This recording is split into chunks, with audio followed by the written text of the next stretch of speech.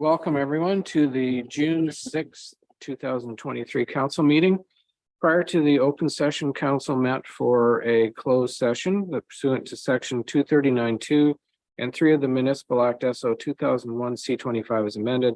Council of the Corporation of the Town of Parry Sound moves to a special meeting closed to the public in order to address matters pertaining to B, personnel matters about an identifiable individual, including municipal or local board employees, director of performance review. F, advice that's subject to solicitor client privilege, including communications necessary for that purpose, potential illegal activity leading to public safety concerns. G, a matter in respect of which council, board, committee, or other body has authorized a meeting to be closed under another act, potential illegal activity leading to public safety concerns authorized under the Police Services Act.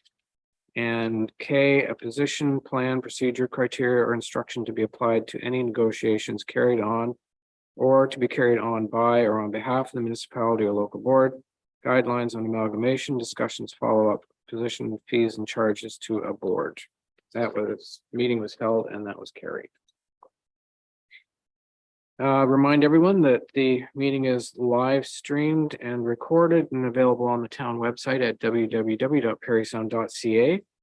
And I'd also like to acknowledge that we're on the traditional territory of the Anishinaabe people under the Robinson-Huron Treaty of 1850 and the waterways traveled by the Métis of this region. Any additions or prioritization? I have one prioritization. It's 10.11 to be moved up.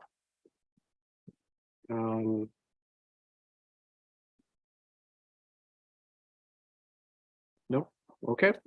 Mover and seconder for the agenda then. Councillor Borneman, Councillor McDonald, that the council agenda for June 6, 2023 be approved as amended. All in favor? That's carried. Thank you. Any disclosure of pecuniary interest of the general nature thereof? Councillor Boleski. Your worship, I will be excluding myself from 9.55. Occasions requires that service.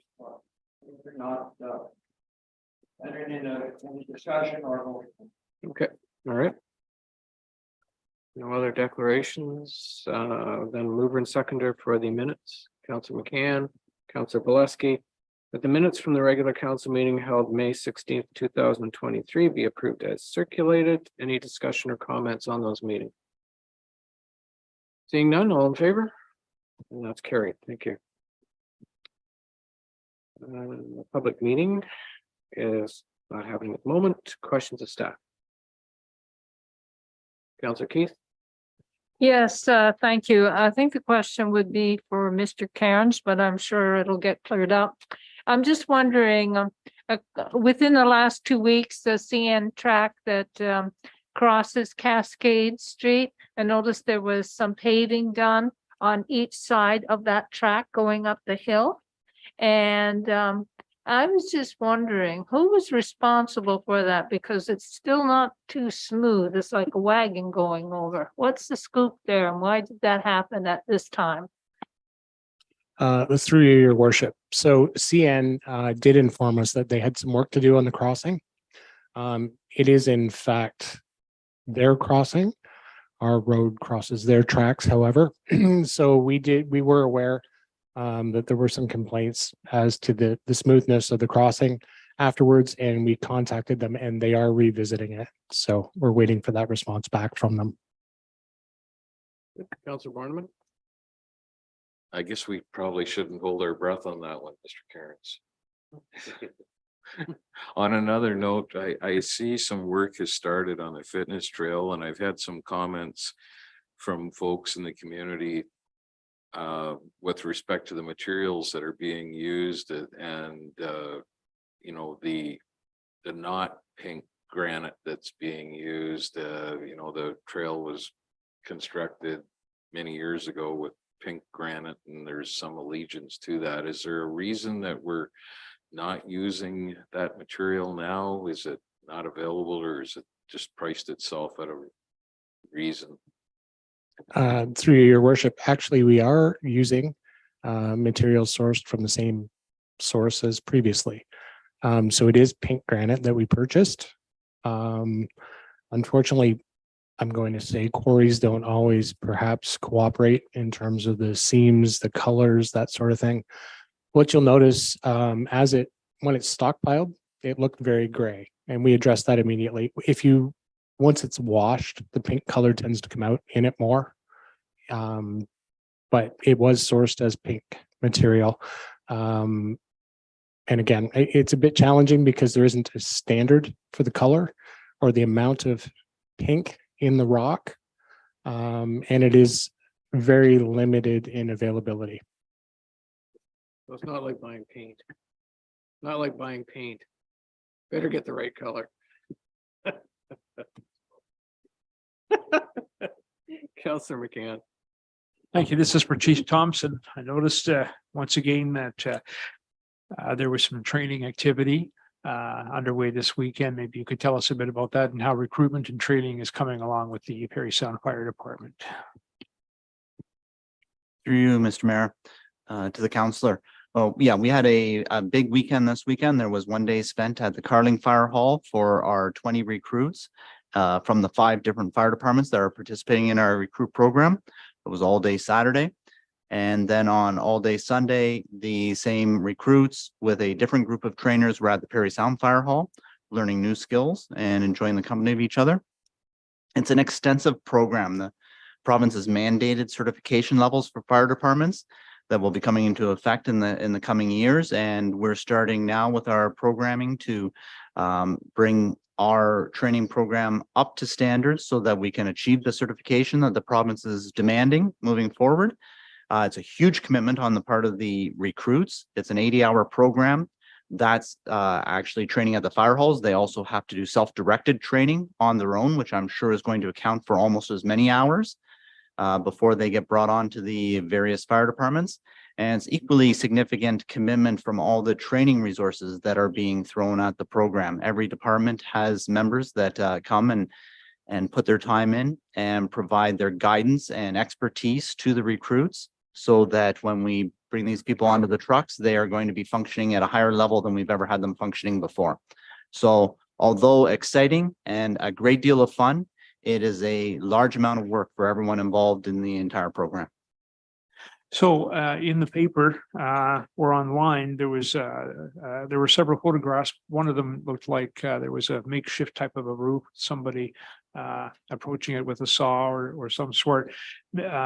What was that about? Is that part of the training to sort of facilitate or imitate what would happen in a real situation where you've got to climb a roof and get into it or out of it or get people out? Through you, Mr. Mayor, we have access out throughout the area departments on a number of props. On this Sunday, we were specifically training on ventilation techniques. And one of our props at the Parry Sound Fire Hall is a modified roof that's not very high off the ground so that it's safe for people to operate on. And some of these recruits have never operated chainsaws before. So we're going through the whole process of training them how to use the tools. And then we're putting them on a sloped pitch in full gear while they do cuts on a roof that would simulate what they would have to do on a real fire scene. We've come a long way from the Hooterville Fire Department way back in the day. Thank you, and thank you for all the work that you do and for that your recruitments are doing as well. Any other questions to staff? Councillor Ashford? I was just, I get approached pretty regularly about garbage cans, and I just wanted to confirm we're in full garbage can mode for summer. And are they all out, or when do they come out, and how does it all work? Through your worship, yes, they've all been deployed. I'm not aware of any that are out of service at the moment. And typically there are some that stay out year round through the winter. Many of them are brought in as they're not accessible or used throughout the winter. And then they're slowly redeployed as the season progresses. Okay. Anything else? No? Okay, correspondence, Ms. Johnson.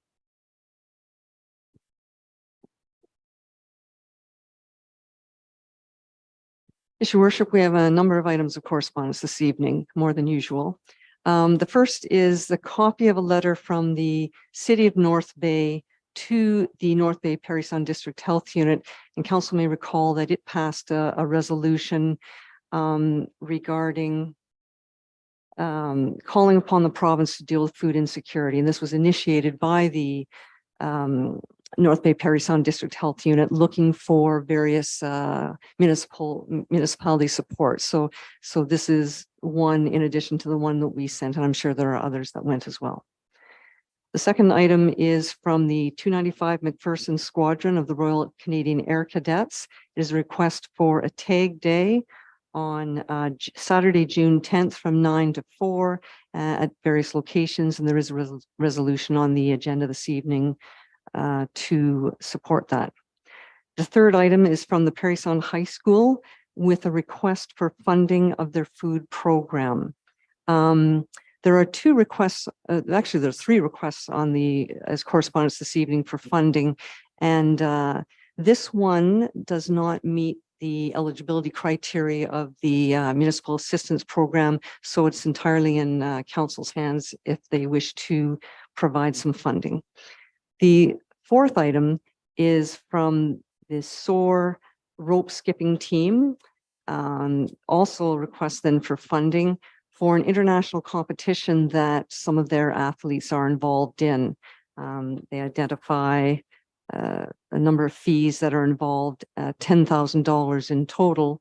And so any donations are appreciated. This item does meet the eligibility criteria for the municipal assistance program. So our manager of Parks and Recreation, who administers that program, has advised the group to submit an application. The fifth item is from Trilogy of Art, Mary Jane Zissoff, and it's a letter of thanks and appreciation for getting a sign up at the Yvonne Williams Park, identifying Miss Yvonne Williams and the work she did and the donation by her of that park. So there's quite a bit of information in it about the artistic career of Miss Yvonne Williams. The sixth item is from the Northern Ontario School of Medicine, and it has some, it's an update as well as providing information on the bursary, the Town of Parry Sound bursary invested in the Northern Ontario School of Medicine University Endowment Account. The seventh item is from the National Chronic Pain Society with a request for assistance for patients suffering from chronic pain to avoid becoming addicted to opioids. And there is a resolution on the agenda dealing with that item. The eighth item is from the Georgian Bay Biosphere, and it too is a request for sponsorship, or it's a sponsorship opportunity for the town for their State of the Bay publication.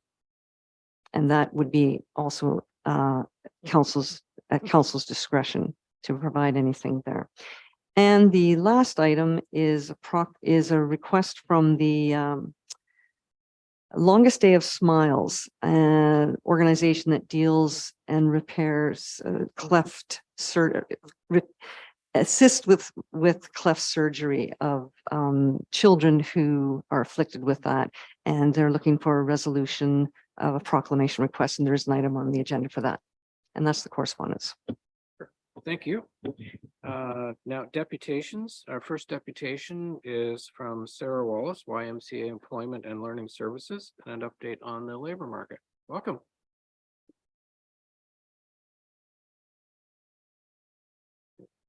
Need to press the button on, yes, thanks.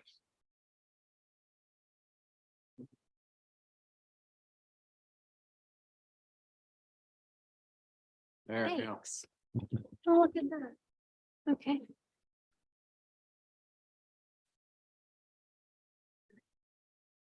Good evening, Mayor, councillors, and staff. Thank you so much for having me today. Like I was introduced, my name is Sarah Wallace, and I'm a job developer with the YMCA Employment and Learning Services.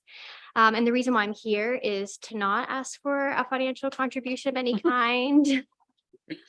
Just to give you an update on the current local labor market and some of the programs and services that are happening at the YMCA. So just to take a little bit of a step back, our YMCA is funded by Employment Ontario, which is a division of the Ministry of Labor, Immigration, Training and Skills Development. And there are over 20 YMCAs across the province who have the Employment Ontario contracts for their community. So it's a large network that we get to draw on that offers more opportunities for us for training, strategic thinking, of course, innovation. And that network is something that's a real asset to us in a small community. Our YMCA is also part of the YMCA of Simcoe Muskoka Association. And within that, we have, of course, employment services, but there's also childcare, immigrant services, and health, fitness, and aquatics, all of which there's some different funding models. So we're connected, but we're separate. But again, we still have that network to draw on, which is a really big asset for us. When the pandemic started, of course, our foot traffic decreased to 0, but we were able to continue to offer all of our services either over the phone or virtually. We saw a considerable decrease in retail and hospitality jobs, which isn't surprising, and quite a big increase in construction and hospitality. At that time, we had over 60 hours of job readiness training available on an online learning platform, which was really handy. And since then, we've only added to that. But one of the main pieces I wanted to let you know about is even though our traffic and our numbers decreased, the service quality standards that the government sets out for us, we met or exceeded them all. So we had a close to employed rate of 74%, which is 3% higher than the Northern Ontario average and 6% higher than the province. And that was among the highest, if not the highest, in Northern Ontario for exiting people to that positive outcome of employment. And some of the other things that we maintained, which were noteworthy, was the Indigenous peoples that we support. Prior to the pandemic, it was about 20%. And we maintained that through the pandemic when it was difficult to make those connections with community members. And then it's been exceeding since. And same with our community partners such as Ontario Works and other agencies. Those factors we were able to hold on to and maintain throughout a challenging time. And one thing that I thought was really interesting that happened during the pandemic was many employers made investments in their current staff with training opportunities. And that happened through a program called the Canada Ontario Job Grant. So we have had that program for a number of years and at times haven't been able to spend that budget. But through the pandemic, there was a real uptick in applications. So that program offers employers, so nonprofit and private businesses, the opportunity to, when they purchase training from a third-party provider, we can provide a reimbursement of the direct training costs, and it's typically around 5-6. So we saw people being trained as AZ, DZ drivers, heavy equipment operators, gas techs, PSWs, bookkeeping, HR, so all of which are highly skilled and highly sought after in this community. So I think that was a really interesting and exciting impact for the program during the pandemic. In the last 5 years, we've spent $150,000 back to employers through that grant program. Just as we were exiting the pandemic in some ways, we started the Hewitt program. We were named the service provider for Parry Sound for the Canada-Ukraine Authorization for Emergency Travel Program. So we started to work with candidates coming on 3-year work visas from Ukraine, May of last year. So that was a really exciting and interesting time as well. Immediately, the challenge that was presented to us was there was no English language classes offered in Parry Sound. So we took it upon ourselves to work directly with our ministry to change some of the benchmarks needed. And we were able to welcome those newcomers into our literacy and basic skills program. And our supervisor took the ESL training, and within 2 weeks, we were able to start offering those classes in town. So that was a really big win. Since then, we have 4 ESL instructors who work for the YMCA, and we offer ESL classes at all language levels. So QIT has been really successful and really exciting. We've worked with about 75 newcomers through that program. And now we're seeing private businesses sponsor newcomers. We're seeing that mostly from Central America, but there's other countries as well. And that's making a positive impact in the labor market because we've seen many vacancies that have been left unfilled for a considerable amount of time become filled with these highly skilled and motivated newcomers. But QIT is only a 3-year-long program, and we needed a solution that would offer some more support for these individuals who wish to stay locally. So we applied for some funding through our ministry called Skills Development Fund. And the intention of that program was to address a labor shortage and stimulate some economic growth.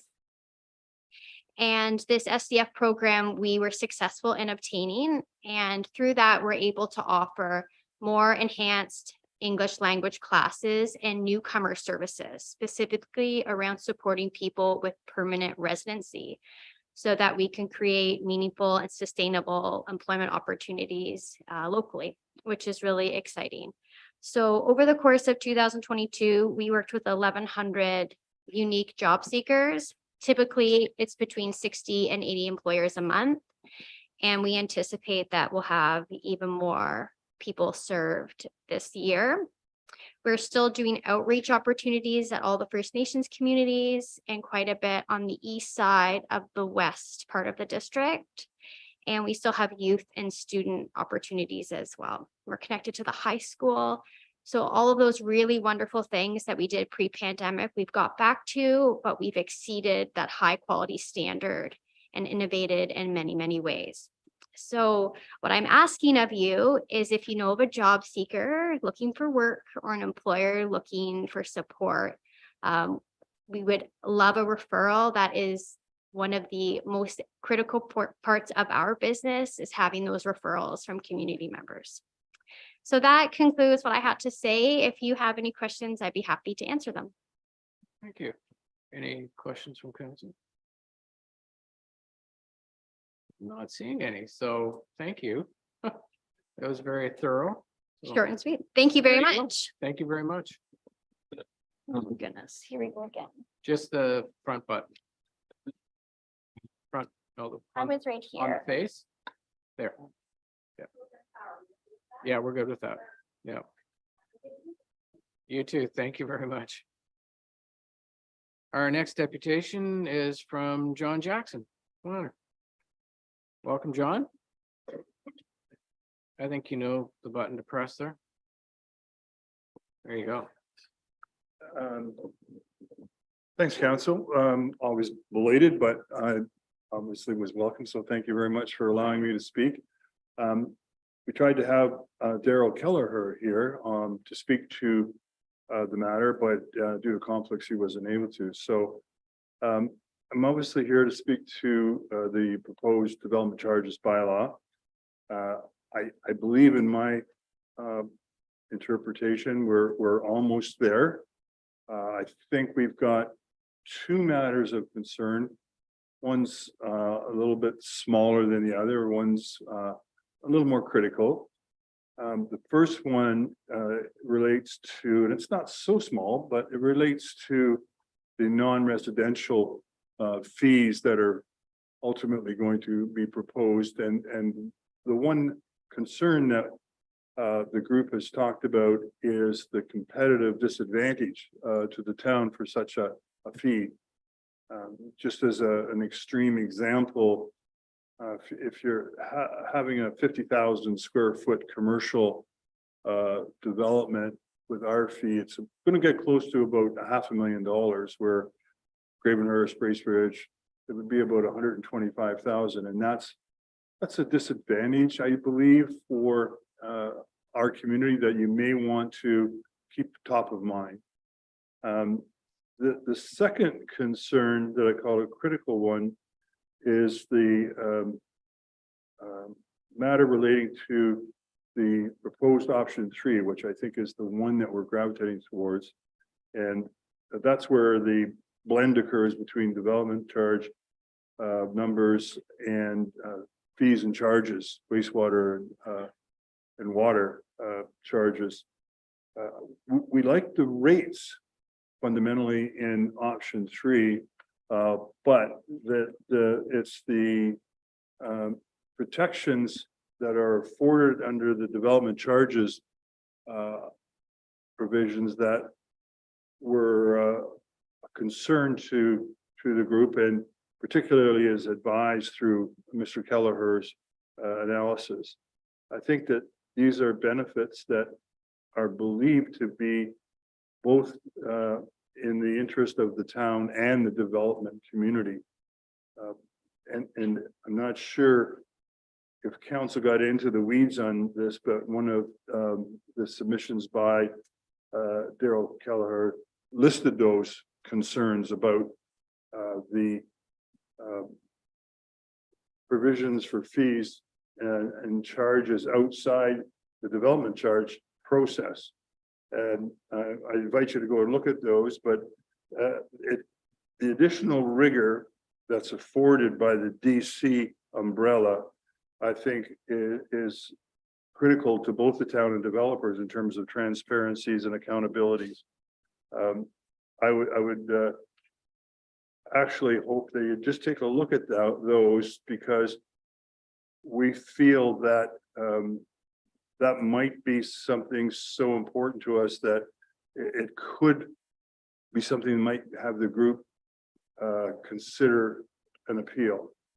Not a threat, just that we're getting so close, and we're so appreciative of the council's working with our group that I think we don't want to fail. But one of the things that, or several things that come to mind without having these in the development charges context are the absence of the kinds of exemptions that exist for development charges, the kinds of phase-in kinds of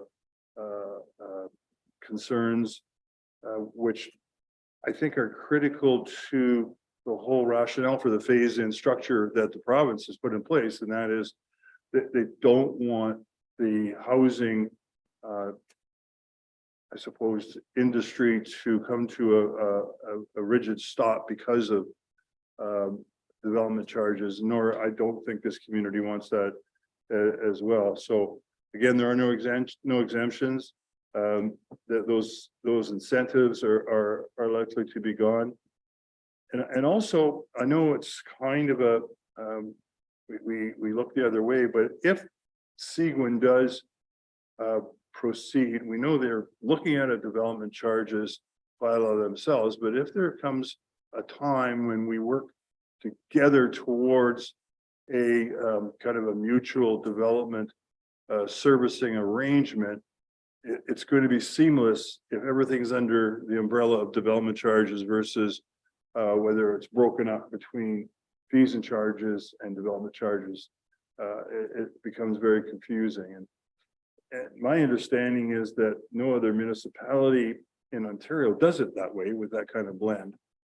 So I think it's important to understand that if that eventuality happens, and if I, in my own mind, if I look forward in the crystal ball, something has to work out as a partnership in some fashion, whatever that might be. That's an important element too.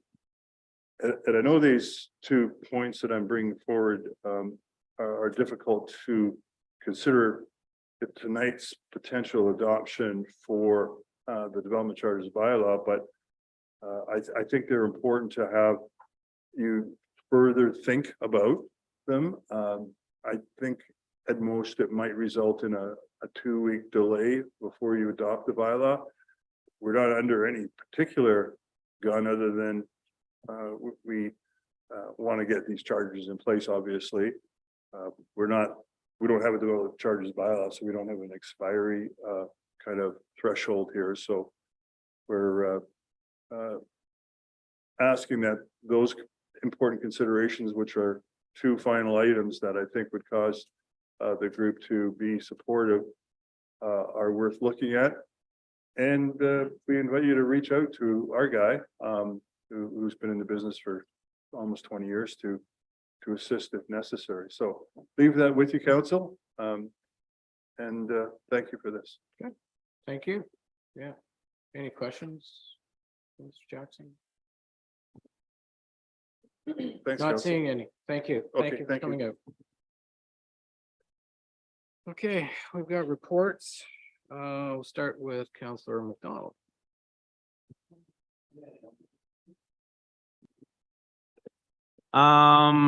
May the 25th, I attended the DBA Beautification Committee meeting. They're working on lots of great ideas, new strategic plan with Patty Hayes as consultant, which will enhance the downtown core and provide a plan for the next 5 years. June the 1st, I attended the flag raising with Mayor McGarvey, members of the Drop in celebration of Pride Month. Great turnouts. Oh, and our clerk Rebecca was there as well. Had a great turnout for community support and inclusiveness. June the 2nd, I attended a powwow at PSHS. Lots of people in attendance, great drumming and community spirit, and lots of kids in attendance from the surrounding public schools as well. And that's the end of my report. Super. Thank you. Councillor Borneman. Thank you, Your Worship. Good evening, everyone. I'd congratulate the DBA folks on the flower planting that's already been done downtown. It looks fine. Let's hope Mother Nature provides a little bit of water here soon. May 24th, I chaired a meeting at Belvedere Heights. As I reported earlier, we've been able to hire a number of nursing staff, and as such, we're running a small surplus because of the cutback in agency staffing. And I'm happy to report that the home is now mortgage free, which is a good thing. May 29th, I attended via Zoom a meeting of IceCap along with Mr. Cairns. Not sure if Mr. Harris was there that day or not. I can't see all of the participants. Forrest Pengra and Alice Barton were elected co-chairs. Staff are looking into a number of grants. August 19th at the Stocky Center, there's to be an event regarding sustainable transportation where you're actually going to be allowed to test drive a number of different types of electric vehicles. I don't think they're Teslas. I think they're bikes and scooters and such. We were advised that council should expect in the very near future to receive the town's climate change plan, which IceCap and town staff have been working to put together for a number of months. And that's my report for this evening. Thank you. Thank you. Councillor McCann. Thank you. Good evening, Mr. Mayor, fellow councilors, staff and public. A couple of meetings to report on. Thursday evening, May 25th, I attended the West Parry Sound District Museum monthly board meeting, which was held in person. This was the first one since the pandemic. It's great to see everyone out at the table and actually see people and their faces. We're dealing with a peculiar issue, and I'm bringing this up because I think this is a good heads up or warning for other organizations.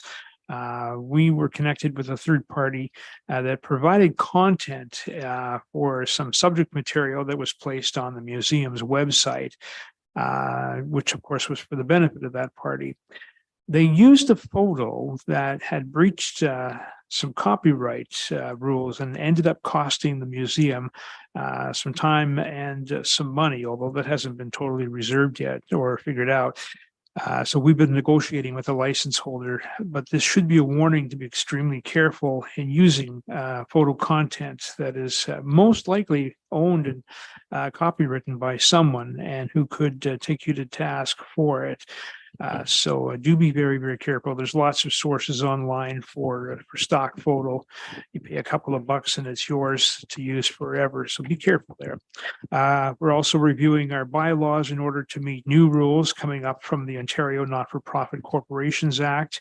This will be in effect by October of next year. Our accession plan and policy is also under review, and that's to ensure that we're up to date and meet museum standards. This is about requiring a review of several other policies, and this action is due by the end of June. Financial reports were received, and the museum's emergency light pack is something that has to be replaced to the tune of some $5,600, and we passed a motion to have that done. As the building ages, there's always something. It's worse than having a car, I think. Then on Monday afternoon, the 29th at 5:15 with Councillor Keith, I attended the Waterfront Advisory Committee meeting here in Chambers. We talked with Mike Kearns of Public Works about the upkeep of the town dock gazebo. We received an update on beautification of the downtown from the BIA. We talked about security during the arrival of the cruise ships as well as other matters of interest at that Waterfront Committee meeting. And that is my report. Thank you. Councillor Valesky. Actually, I did not attend, well, I attended one meeting, Councilor Bornham addressed it now at the Belvedere Heights. I attended that, he's addressed all of ours, but I did make a couple of visits within the town this week, and I visited the water treatment plant on May the 30th.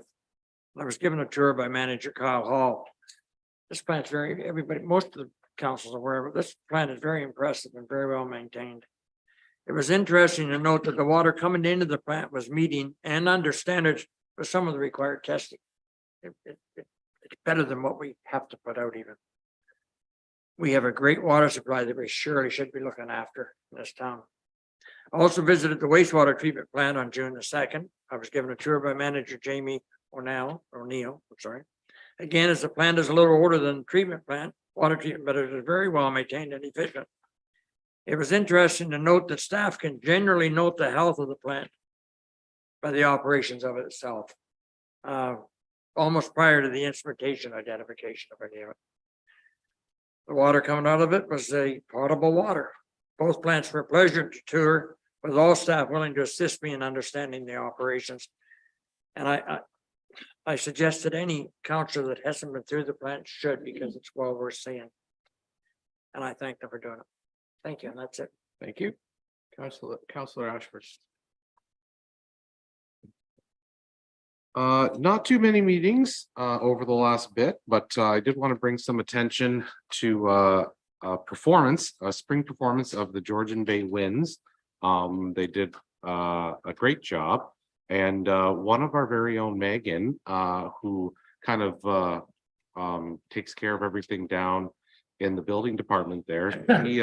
Megan Morrison, she's the baritone sax player. She can't play baritone sax right now because the instrument's a little heavy with some of the things going on in her life, but I volunteered my alto if she wanted it, but she says tried to rake me into joining the band instead with that information. But I just wanted to congratulate the Georgian Bay Winds and our very own Megan for kind of participating and doing that. And it's a real great opportunity for people to still practice their craft. Maybe they might have learned in high school. So if anyone has an old instrument around the town there, talk to Megan, and I'm sure she will try to rope you into it as well.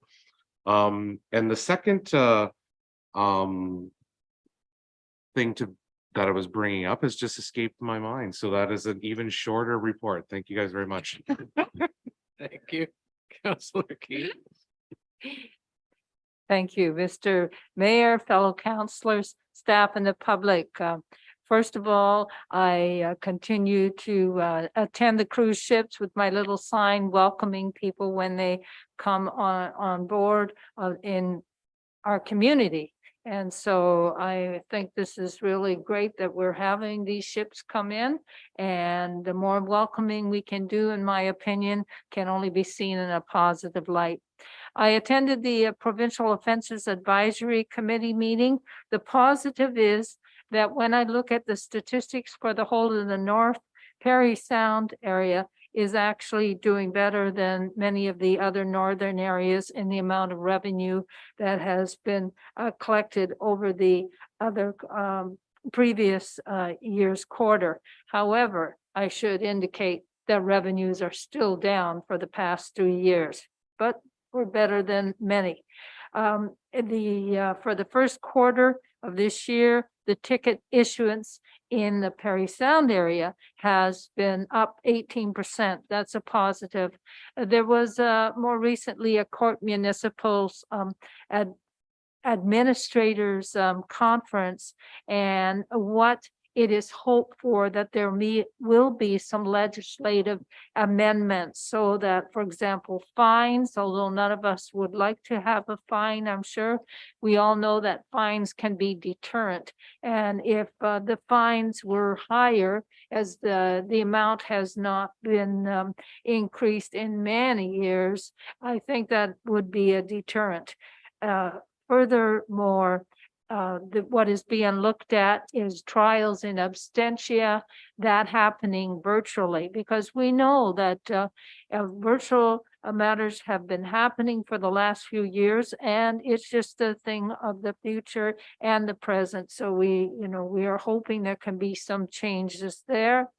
And also, I should say, the number of special trials that are being requested compared to the number of times we have a courtroom available has really increased. So we are hoping there can be some solution there, because the bottom line is efficiency are affected when there is an increase in the amount of courtroom availability.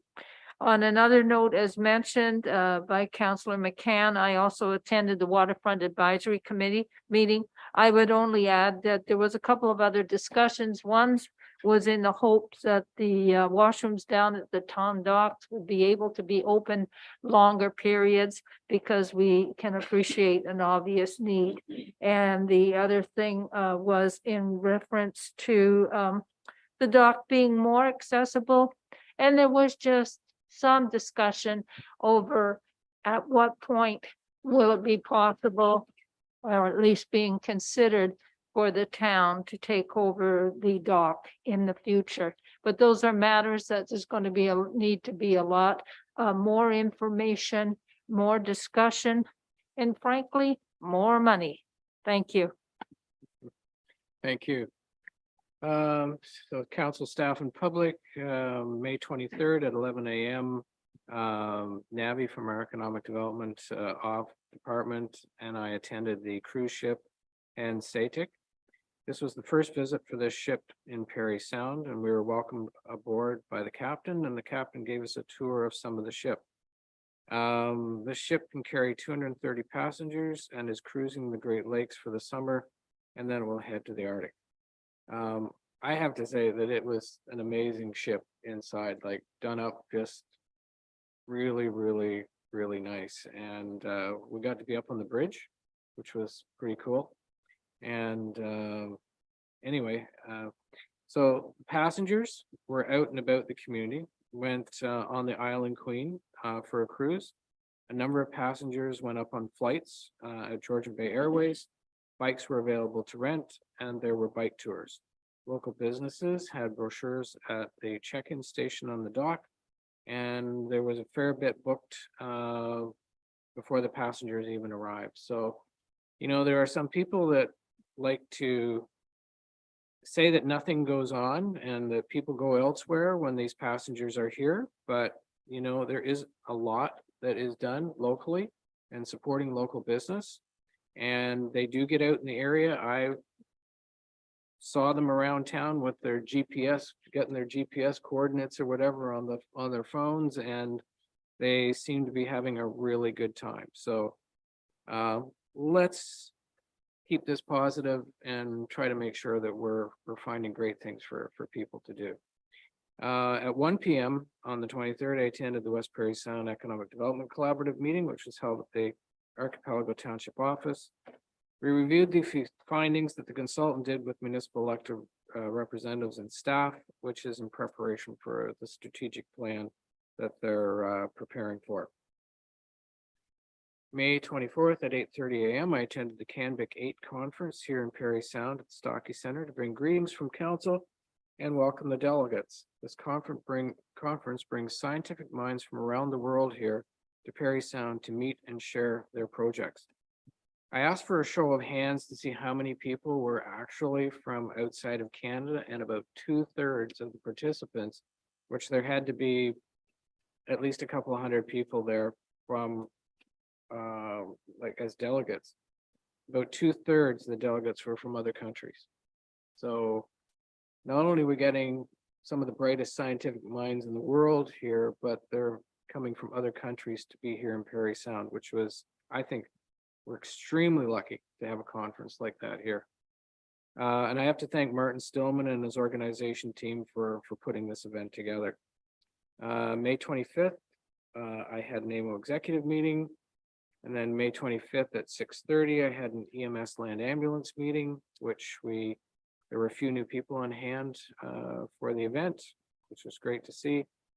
And the meeting was recorded and available on the town website. So if anyone's interested.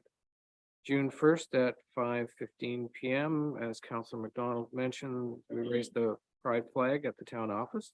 There were people on hand, which was great for the event to see, and Councillor McDonald and our clerk Rebecca Johnson were also on hand, along with members from the drop. And that was greatly appreciated. June 2nd, there was a Lakeland shareholders meeting.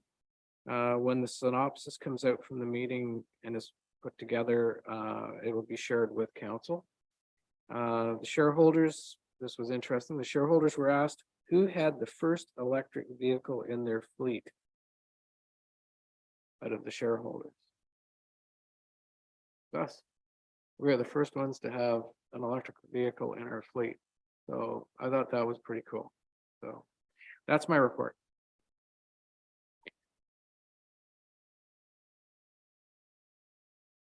All right, so we're going to 10.11. Moved by Councillor McDonald, seconded by Councillor Borneman. The town of Parry Sound approves option 3 of the attached development charges report, being an addendum to the development charges background study rates for the town-wide services and fees and charges rates for water and wastewater services, and that the town pass the associated development charges bylaw by service type to implement option 3. Who's starting to talk about that? Mr. Harris? Thank you, Mr. Mayor. Just advise members of council and the public that we have guests with us this evening. Andrew Grunda and Nancy Neal from Watson and Associates are joining us, are live streaming, as well as Bill Van Ryan and Phil Watts from Tatham and Associates. The rates in this evening's report and this evening's package are the same rates that council and the public saw at the May 2nd meeting. So there's been no change. They're also the rates that we reviewed with the development industry at a meeting we had on May 16th. So everything is consistent with what's previously been before council and the industry. I really want to take a moment to thank the development industry. We had 2 meetings with them. I thought they were very productive. I thought they were very helpful. And I mean, we were able to explain some of the challenges the town faces, but we also heard from the industry perspective. And I think that was really helpful. I think that's going to form the basis for, because it was so positive, I'd say that would form the basis for future meetings with the business community, not necessarily just the development industry, but the business community at large. I think we can all benefit from that.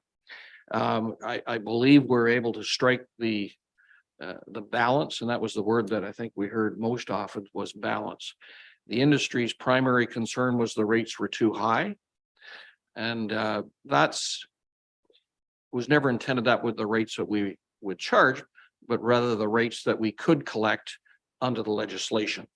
And that was kind of the starting point. And just to put that in perspective, a single family rate would have paid $45,000. The rate in today's package is around $20,000.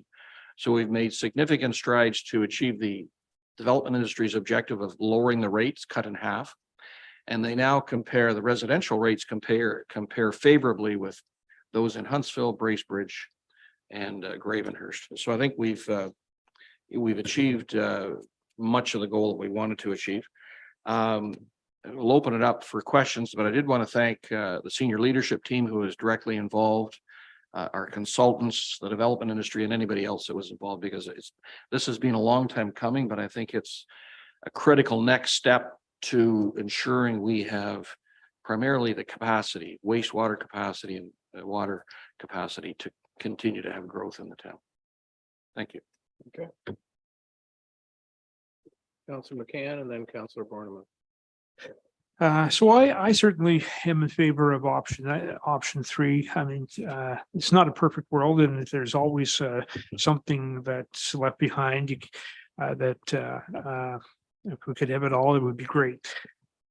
I referred to the list of everything we wanted to do as a wish list only because, again, in a perfect world, if we had the money and we could do that, it would be fine. But I think some of the stuff that we pulled back on to bring the rates down to where they are, it's just reality. We can just do so much. And I believe that with these competitive rates, as construction and development continues, at a reasonable pace too, that the money will come in, and there will be an opportunity as we grow to do some of these other things that we've taken out.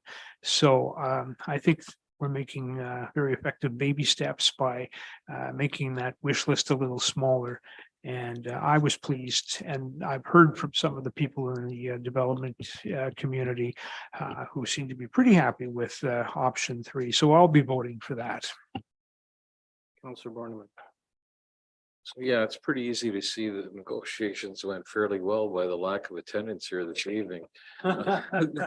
When you have a full house of people screaming, you're maybe not on quite the right path.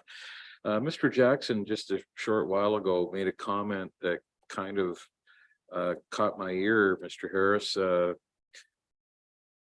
in saying that no other municipality in the province has a combination of fees and charges and development charges.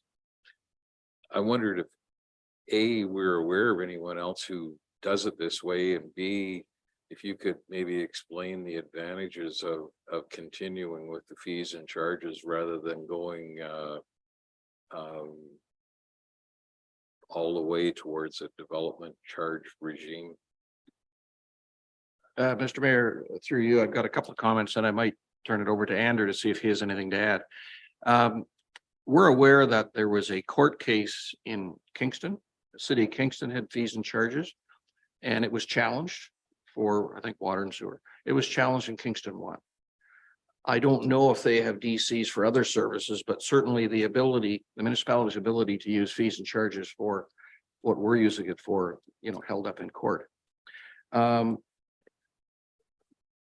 One of the goals, and it seemed to be the main goal of the development industry, was the rates are too high. Introducing a combination of fees and charges and development charges brought the rate down, which I think was the overarching goal. Mr. Jackson's right that some development that would be entirely exempted if we had only DCs aren't fully exempted now. But if you're collecting the revenues from a broader base, then the rate comes down. So, you can't have people exempted and low rates. That's a combination of, the two things work against each other. So we think it achieves the best balance. One of the objectives that was in our, in coming up with options that was in our earlier report, the May 2nd report, and this report, is we were trying to get balance, fairness, and equity. And so some people maybe should pay something. Everybody's going to benefit by increasing capacity in water and wastewater systems. They still will get an exemption for any of the DC charge. If they're exempt under development charges, then they won't pay the DC charge, but everybody will pay the fees and charges. And we have a major project that's council approved this year. So we have money that needs to be spent very quickly to ensure we continue to have capacity. So we thought it was made sense, and it based on the Kingston case, we believe it's it's supportable and perhaps Andrew may want to expand on that.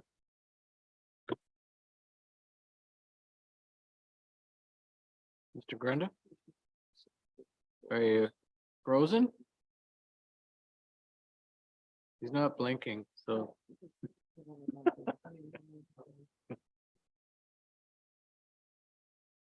Oh, there he is. Another screen there. Sorry about that. I apologize.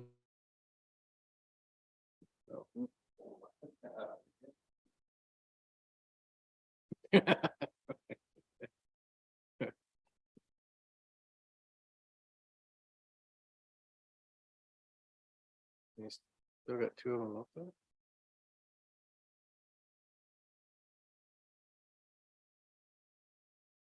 Council Barlow. Mr. Grundy to unfreeze himself. I'm not sure if this is the right time to ask this question or not, your worship, but through the body of the report, there's made mention of a deferral policy to incent multi-residential and attainable housing starts.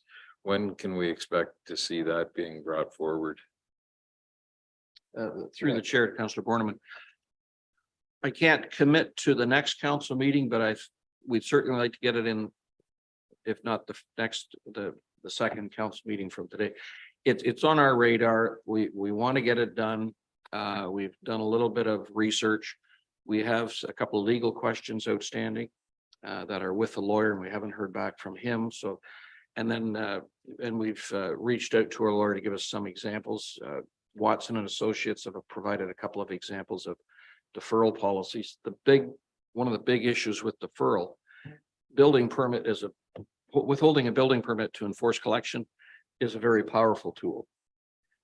What are the tools beyond that we have certainty and of collection? So we want to make sure. Okay, no. Go ahead. I was just thinking of how we used to, I'm not sure if we still do, but we used to add water bills to taxes if required. Right. Through the mayor. I mean, that's one of the questions. We want to make sure that whatever we defer, fees and charges or DCs, are collectible like taxes. And if they're taxes, where do they go in the priority sense? Are they the same priority as property taxes or some lesser? So we just want to confirm that so council has the best information.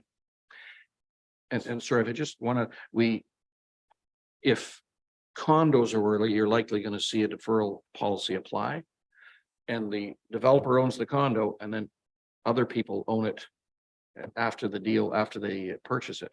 And we just want to make sure that all gets cleaned up as title changes, that there's no outstanding taxes. Yeah. One last question. I don't want to monopolize this. I think I understood Mr. Jackson to say, and we know that through development charges, there would be some sort of separate accounting of monies collected through development charges. Is that also contemplated with the fees and hookups charges that we're anticipating using here, Mr. Harris? Through the chair. Yeah, I mean, we're going to certainly account and track everything. The DC process is more rigorous and more onerous than fees and charges. The municipality has more flexibility as to what they use those monies for. It's for water and sewer projects, but we have flexibility.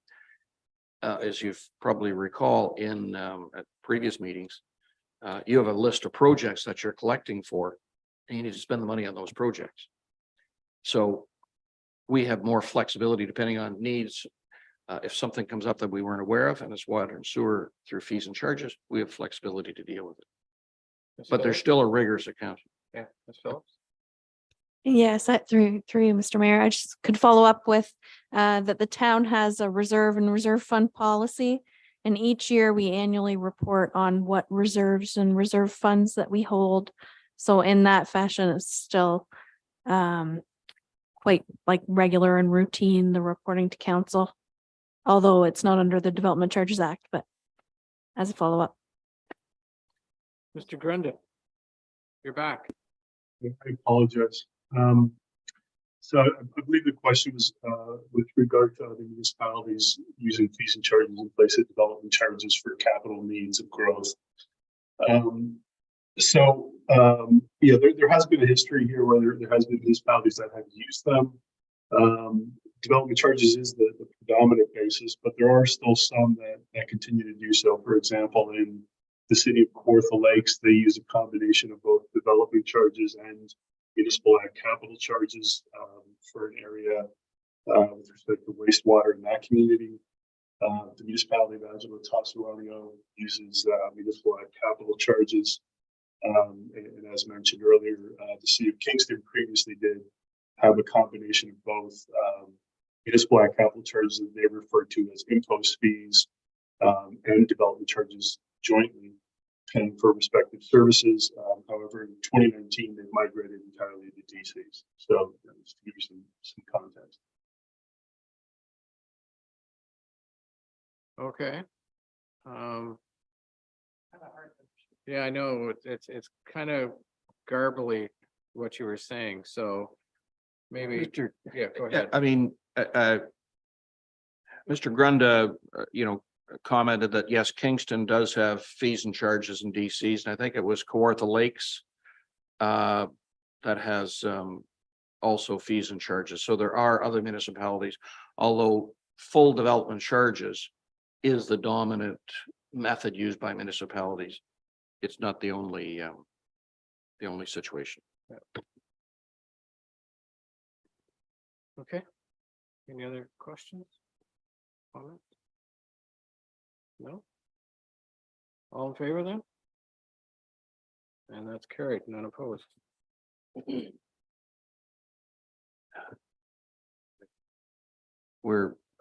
Mr. Mayor, will you Yep. be dealing with the fees and charges next? Yes, all the bonds. Okay, so we'll, if Andrew and Bill and Phil, if you wouldn't mind hanging in there, we're going to do the fees and charges shortly.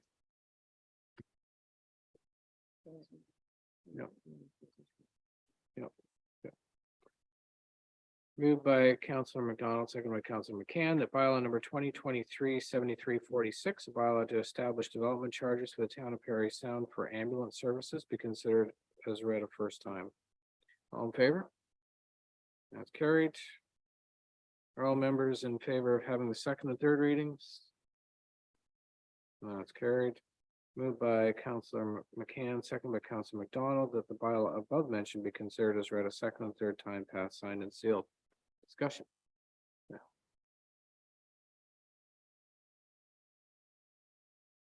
Councillor Borneman. I think this question is for anyone here. Is there a Coles Notes version to explain to the public what each of the series of bylaws are intended to do? Through the mayor, yeah, I'd be happy to comment. Under development charges, there are a variety of services that we collect monies from the development as it occurs. We collect money for roads, transportation. We collect money for library services, parks and recreation services, and fire services, as well as Provincial Offences Act. And the reason the agenda is so voluminous is we have a separate bylaw, virtually identical, but separate bylaw for each of those services. What that enables us to do is amend any one bylaw without having to amend them all. And when you amend a bylaw going forward, you open it up for appeal, and that takes you down a whole different road. So if we want to amend our roads services by adding or changing projects, that service can be appealed for the changes that we're making, but everything else is still in place and not at risk. I think that's what we wanted to hear. Yeah. Any further comment, discussion? All in favor then? That's carried, not opposed.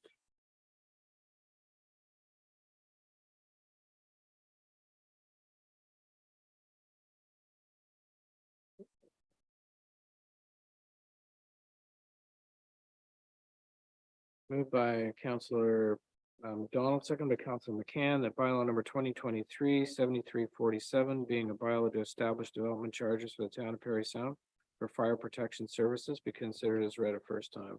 All in favor? That's carried. All members in favor of having the second and third reading? Carried. Moved by Counselor McCann, second by Counselor McDonald, the bylaw above mentioned be considered as read a second and third time, passed, signed, and sealed. Any discussion on this one? Same thing, just different charge. Yep. Okay. All in favor then? That's carried.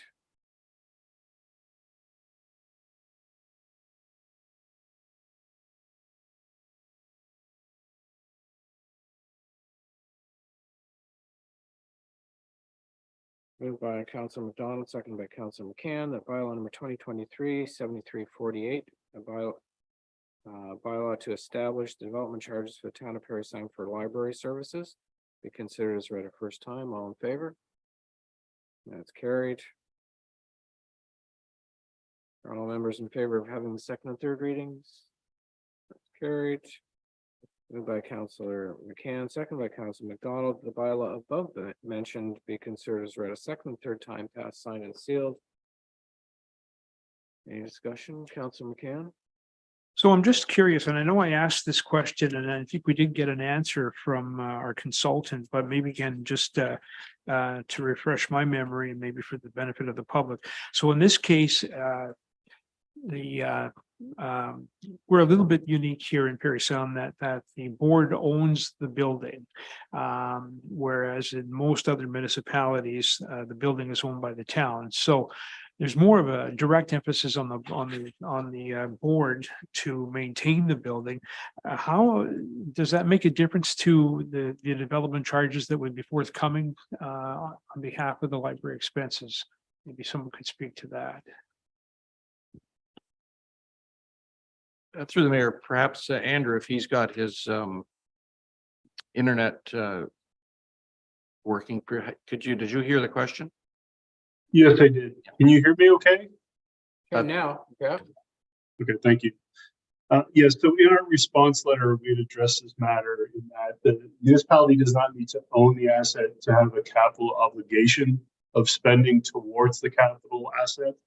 And it's our understanding that because there is such an obligation, that it can be included in the DC. It doesn't, the municipality does not need to own the building. Okay.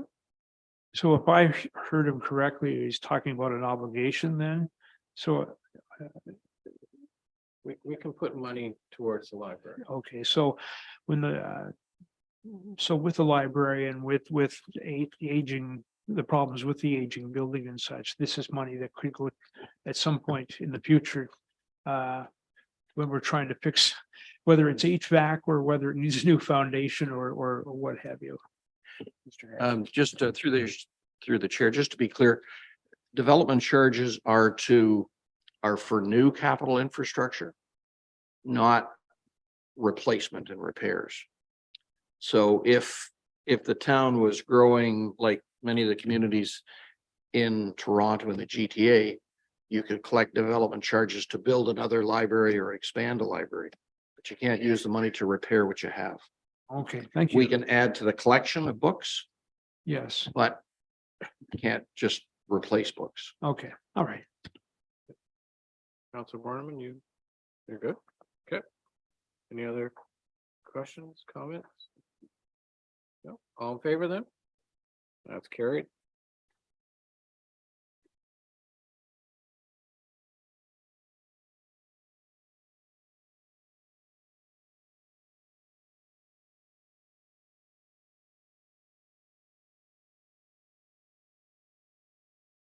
Moved by Councilor Bolesky and seconded by Councilor Ashford. That bylaw number 2023-7349, a bylaw to establish development charges for the town of Parry Sound for parks and recreation services be considered as read a first time. All in favor? Carried. Members in favor of having the second and third readings? Carried. Moved by Counselor Bolesky, second by Counselor Ashford, that the bylaw above mentioned be considered as read a second and third time, passed, signed, and sealed. Questions? No question? All in favor then? That's carried.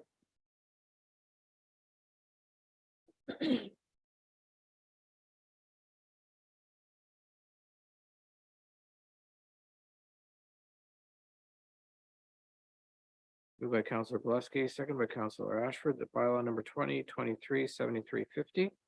Being a bylaw to establish development charges for the town of Parry Sound for a Provincial Offences Act, including bylaw enforcement services, be considered as read a first time. All in favor? Carried. All members in favor of having second and third readings? Carried. Moved by Counselor Bolesky, second by Counselor Ashford, that the bylaw above mentioned be considered as read a second and third time, passed, signed, and sealed. Any comments, discussion? All in favor then? That's carried.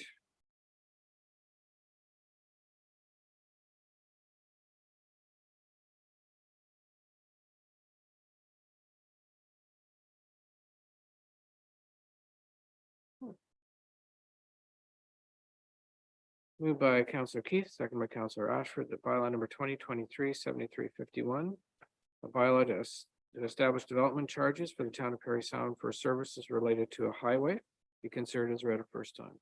All in favor? Carried. All members in favor of having the second and third readings? Carried.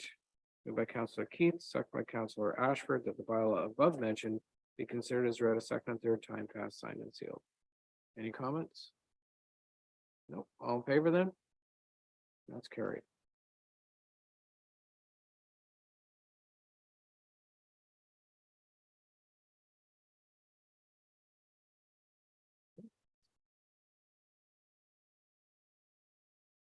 Yeah, right. Okay, yeah.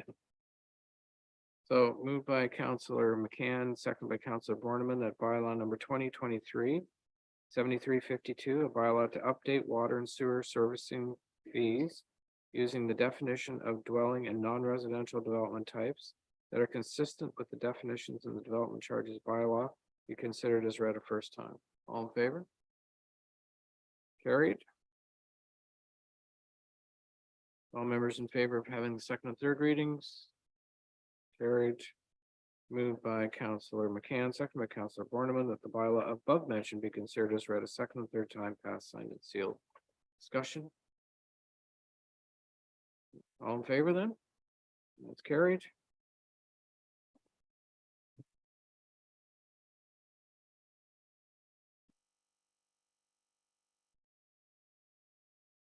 Now we're back to the rest of the agenda. Oh. We did this one.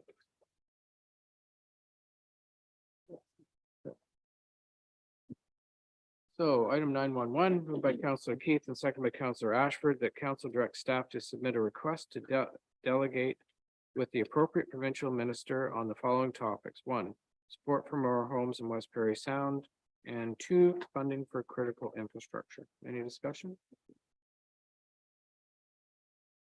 This would be at the AMO conference in August. All in favor then? That's carried.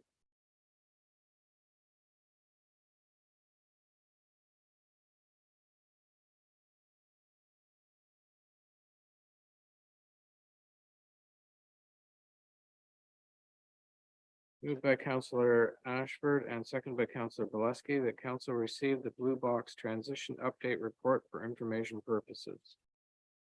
Mr. Kearns, have you got a polls note highlighted? Quick sort of update you can give us on what's in here? Absolutely, Your Worship. So I will be very quick. Blue Box transition is happening. It's going to full producer responsibility. We've been hearing about this for quite a number of years now.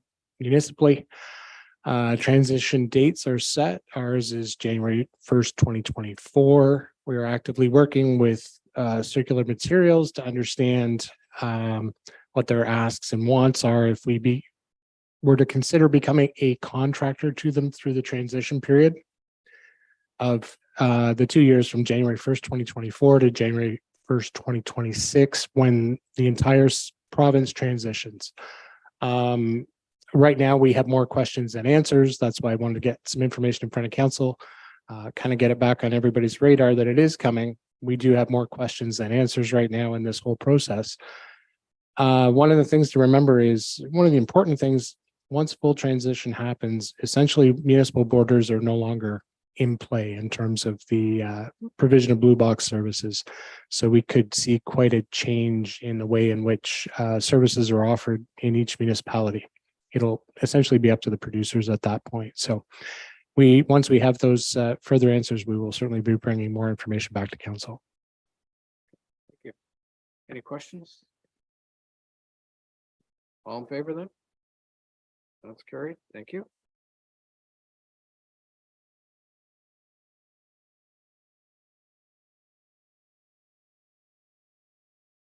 Moved by Councillor Ashford, second by Councillor Boleski, that council accept the 2022 annual report for the building department attached to Schedule A for information purposes.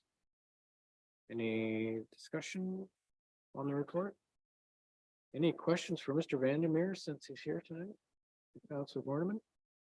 I'm not sure if this question is for Mr. Vandermeer or who it's for, but you know, when we have what's supposed to be, or what I think is supposed to be, a self-funding department that's operating at a loss, are we contemplating a change in the fee schedule to bring this into balance?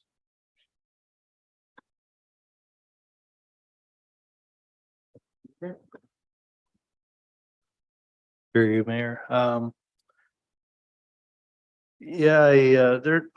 When you look back in the previous annual reports, you will find that operating at a loss is typical.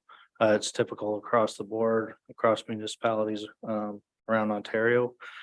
The legislative requirements are read such that you can't intentionally for an extended period of time knowingly make money, like make profit.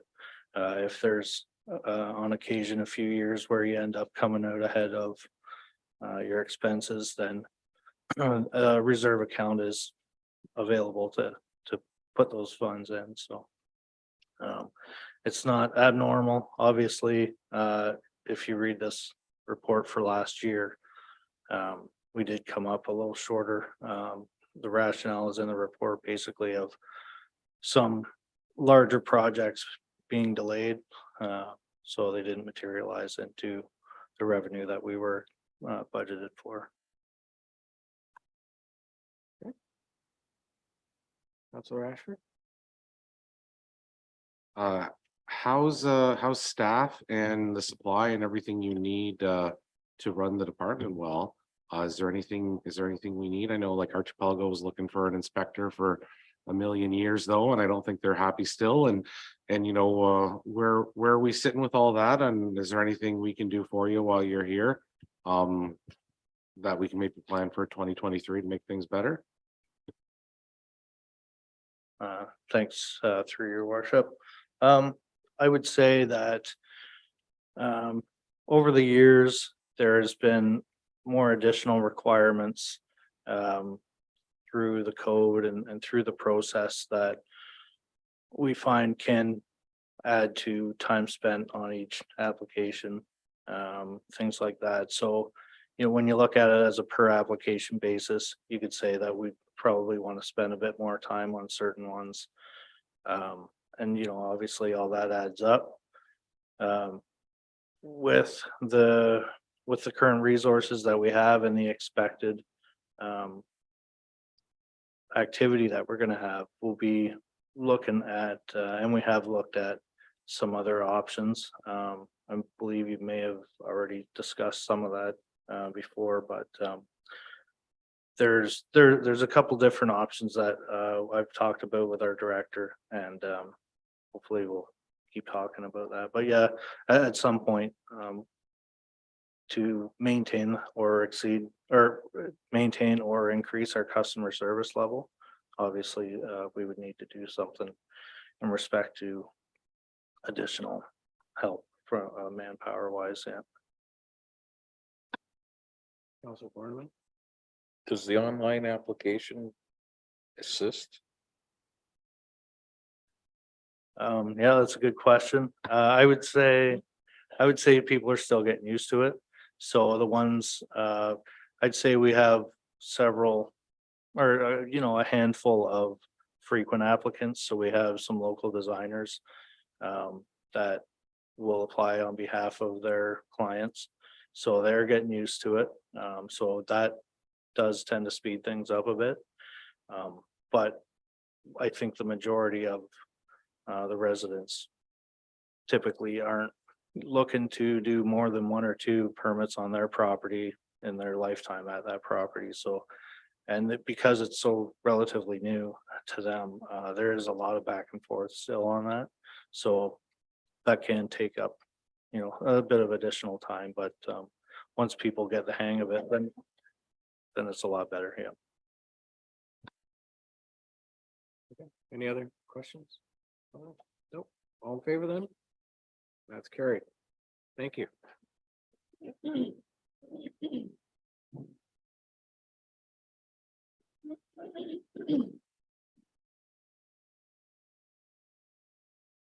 Moved by Councillor McCann, second by Councillor Borneman, where on June 8th, 2020, the Alcohol and Gaming Commission of Ontario, AGCO, permitted new patios or temporary additions to patios to provide more opportunities to local businesses while protecting health and safety subject to municipal requirements. And whereas the Council for the Town of Parry Sound passed Resolution 2020-067 to permit temporary restaurant patios and opted not to enforce zoning or site plan agreements as it related to parking infractions because of these patios until January 1st, 2021.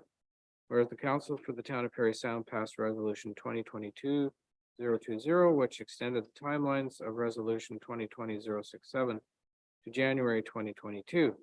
And whereas in December 2022, the Alcohol and Gaming Commission of Ontario, AGCO, amended the provincial framework for temporary patios, which comes into effect on January 1st, 2023, and requires that municipal approval be obtained for licenses prior to selling or serving liquor on a temporary patio for up to 8 months per calendar year. Now therefore be resolved that the Council of the Town of Parry Sound supports the approval for a temporary patio at Legends Distillery located at 7 Great North Road for a period up to 8 months expiring on January 1st, 2024 to the terms noted in Resolution 2020-067. Questions, comments? All in favor? That's carried.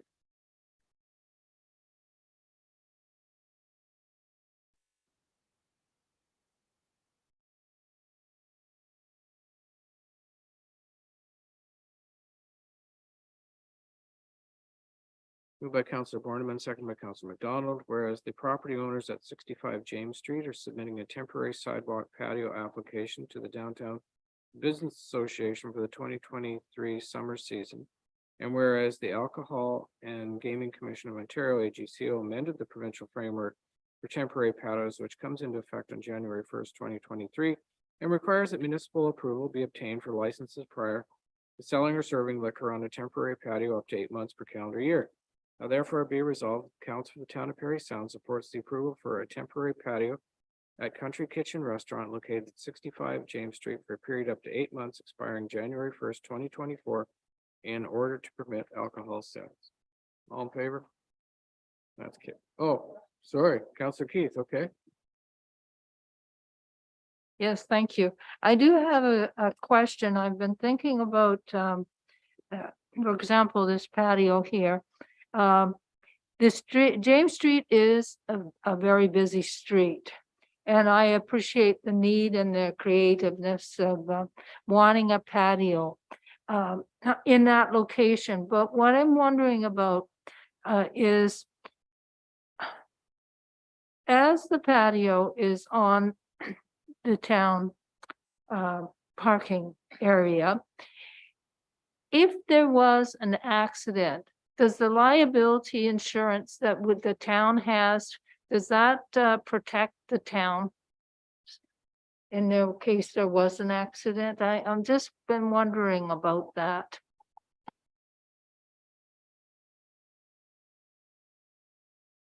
Sorry.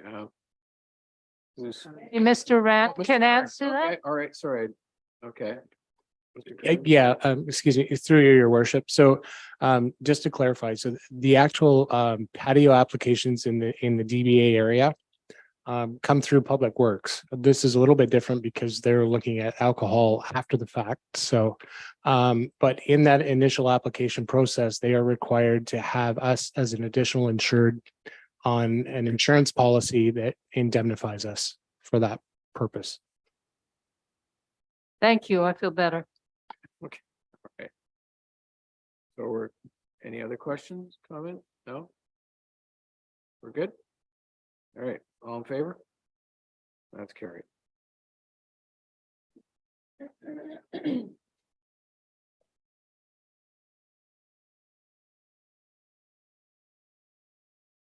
Moved by Councillor Borneman, second by Councillor McDonald, the Council for the Corporation of Town of Parry Sound hereby approves the application from the Downtown Business Association for exemption from noise and time-limited parking regulations for July 15th, 2023 on James and Bay Streets for their applications attached to Schedule A. Any discussion?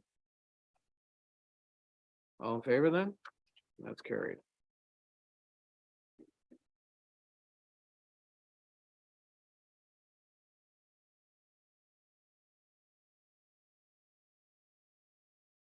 Moved by Councillor Borneman, second by Councillor McDonald. Council of the Corporation of Town of Parry Sound hereby approves the request of the 295 McPherson Squadron Royal Canadian Air Cadets for Tag Day on Saturday, June 10th from 9 a.m. to 4 p.m. at various locations in the town of Parry Sound. All in favor? That's carried. Thank you.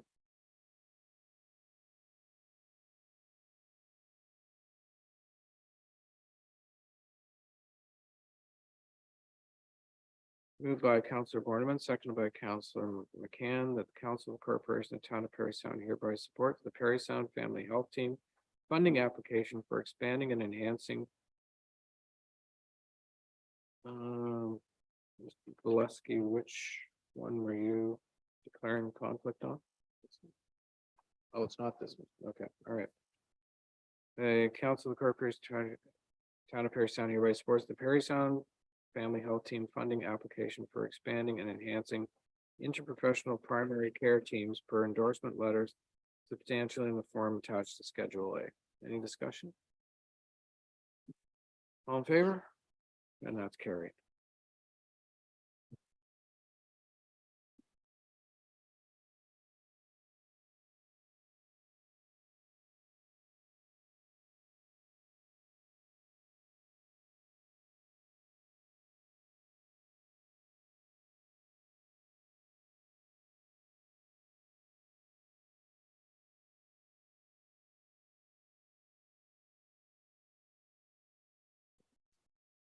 Yeah, we also signed it.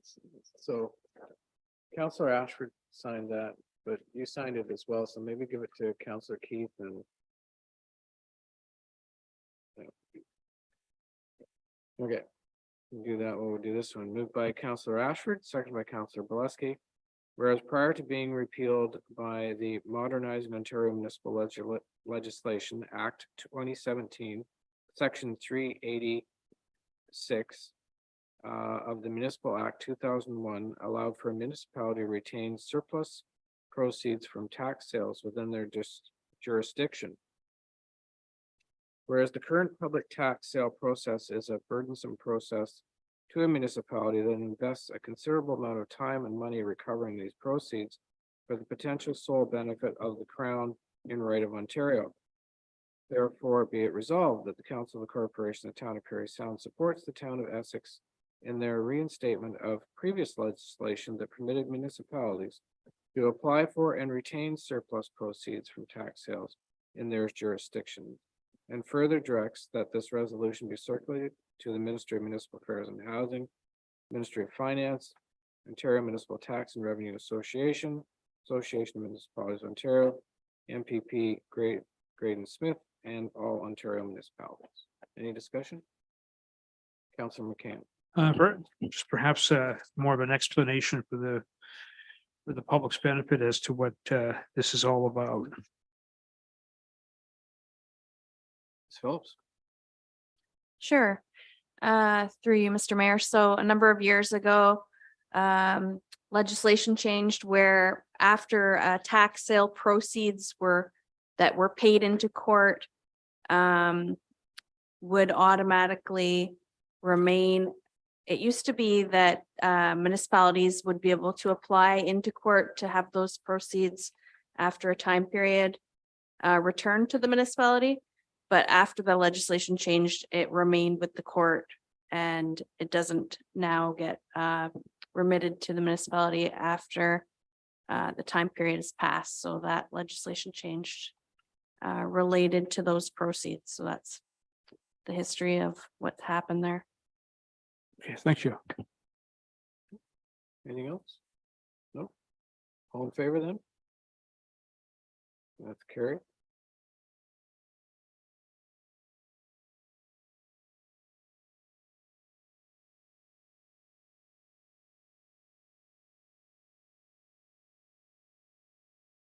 Item 955.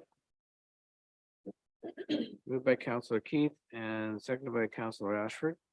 Whereas the Ontario College of Physicians and Surgeons is targeting community pain clinics by requiring the use of ultrasound technology in the administration of nerve block injections by licensed physicians.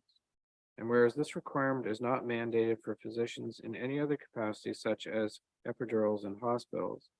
And whereas this requirement will increase the time it takes to administer the nerve block and therefore reduce the number of patients a physician can see in a day. And whereas the Ontario Health Insurance Plan, OHIP, is proposing to reduce coverage for several vital healthcare services, including the reduction in a number and frequency of nerve block injections a patient can receive, forcing chronic pain clinics to shut down and putting a greater strain on family physicians and emergency rooms. And whereas the reduction in the number of nerve blocks, nerve being administered will result in many patients looking for pain relief, turning it to overcrowded emergency rooms, opioid prescriptions from doctors, or opioid street drugs. Now therefore, the Council of the Corporation of the Town of Parry Sound calls upon the province to maintain OHIP coverage for the chronic pain treatments and continue to provide much needed care for the people of Ontario, and further that this resolution be forwarded to the Premier, Minister of Health, Associate Minister of Mental Health and Addictions, and MPP Graydon Smith. Any discussion? All in favor? That's carried.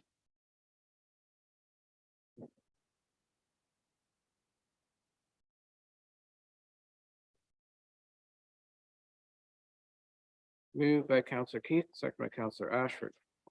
Whereas Council of the Town of Parry Sound recognizes that the challenges of mental health addictions, specifically opioids and homelessness, are complex issues that have a significant and detrimental effect on the residents of Parry Sound. Whereas addressing and responding to these issues has placed extreme stress on all levels of municipal and non-municipal programs and services, including various not-for-profit organizations and provincially funded health services within Parry Sound and surrounding municipalities. Whereas mental health, opioids, and homelessness trends are in the recent years at an all-time high, and such prevalence is impacting the overall well-being of people of Parry Sound and the surrounding communities. Whereas the Council of Town of Parry Sound acknowledges that approaches to addressing and responding must include diverse and inclusive approaches to these issues and should not be viewed as a single solution response. Whereas Council of the Town of Parry Sound accepts that the responsibility to address these challenges rests with community stakeholders, partners, residents, as well as federal and provincial government and agencies. Therefore, be it resolved that the Council of the Town of Parry Sound calls upon the provincial and federal governments for additional resources to combat the opioid crisis, mental health, and homelessness. And that Council of the Town of Parry Sound recommends to the North Bay Parry Sound District Health Unit that a regional coalition of public health relevant community agencies, and others as appropriate be established in order to amplify regional concerns and investigate potential strategies and resources. And that this resolution be forwarded to the North Bay Parry Sound District Health Unit, all municipalities in Ontario, First Nations, communities within Parry Sound District, MP Scott Aitchison, MPP Graydon Smith, Federation of Northern Ontario Municipalities, and the Association of Municipalities of Ontario. Any discussion? I think it's pretty self-explanatory. All in favor? That's carried.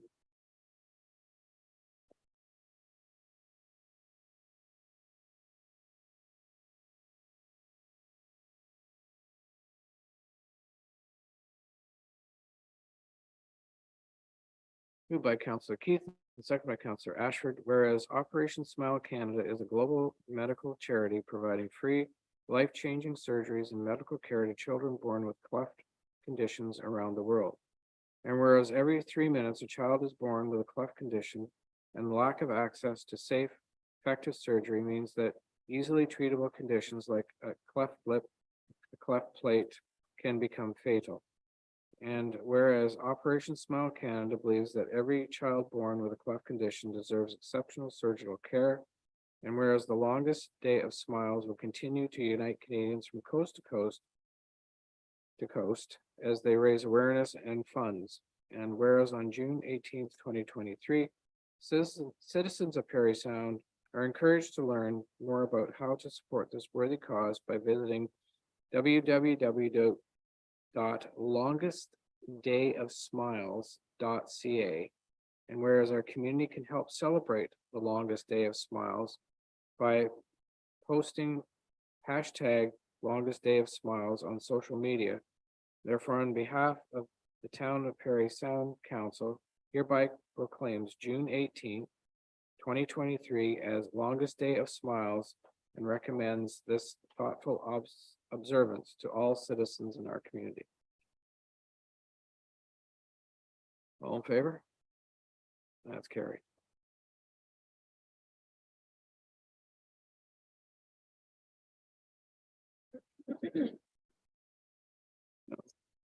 Guess we're not leaving.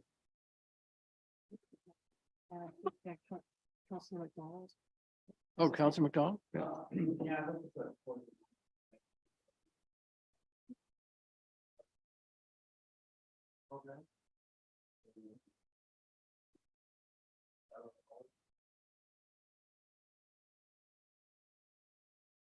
How about we do that as direction?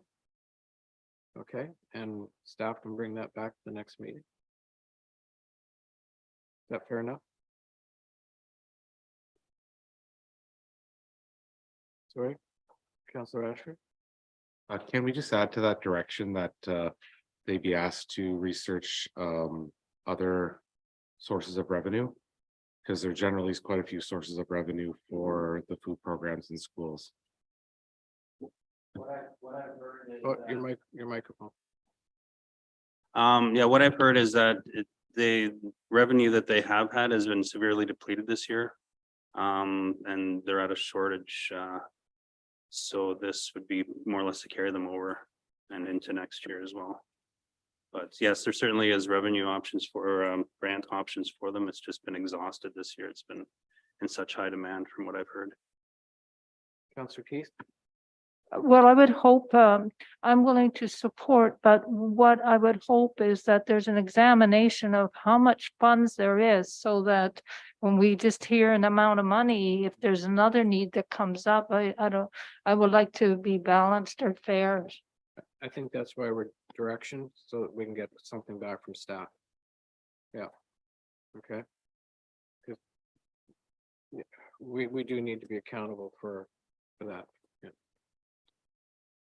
All in favor of that direction? That's carried.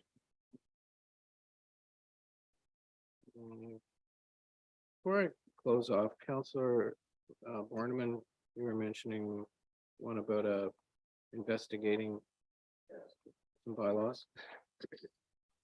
Yeah, it's come to my attention recently that a number of communities have instituted and others are investigating the potential of anti-hate bylaws in communities. As I understand it, we have no such bylaw in the books now, so I'm wondering if something could be brought back for council's consideration. Your second. Thank you for the reminder. No problem. Council McCann. Okay. Any discussion on that?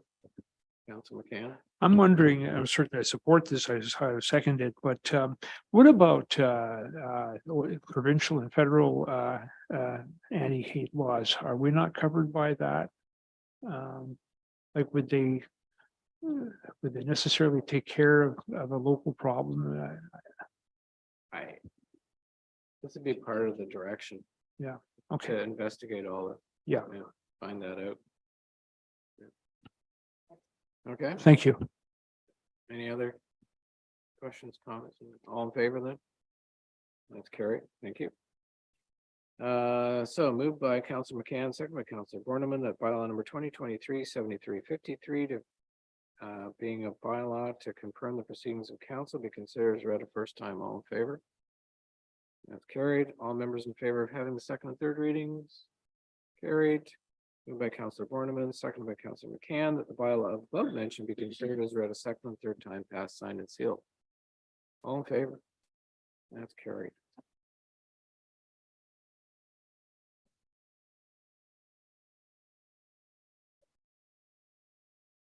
$700 pages.